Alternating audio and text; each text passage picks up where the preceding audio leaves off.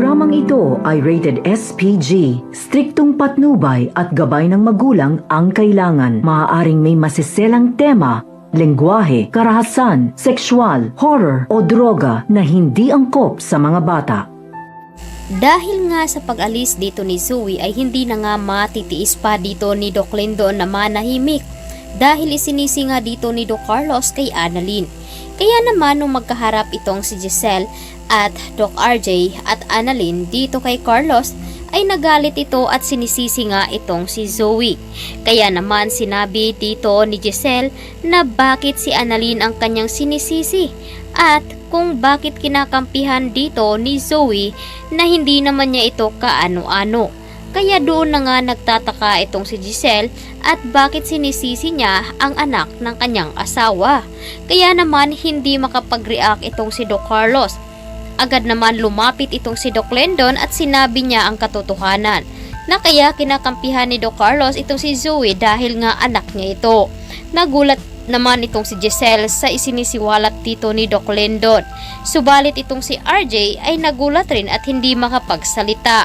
Samantalang ito namang si Zoe ay gulat nga nang makita ang kalagayan dito ni Lolo Pepe at sinabi kung ano nga daw ang ginawa. Nagkukunwari naman itong si Moira at sinabi niya dito na kung ano ang ginagawa ni Baladja ay kulang pa nga daw ito dahil nga sa awang-awa at duguan nga itong si Lolo Pepe.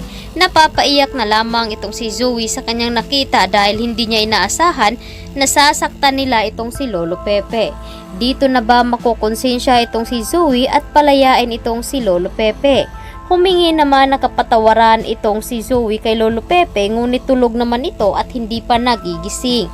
Samantalang sa bahay naman nila ni Carlos ay patuloy pa rin sa pagtukunwari itong ni Lynette at agad naman na pumunta doon si Regan at si Harry upang kunin nga ang pagkain na inihanda dito ni Lynette dahil marami nga siyang niluluto. Kaya naman binuksan dito ni Lynette ang gate at agad naman kinuha ni Regan ang mga pagkain. Ngunit hindi na nga makatiis itong si Harry dahil nga sumasakit ang kanyang tiyan at na-CCR na siya.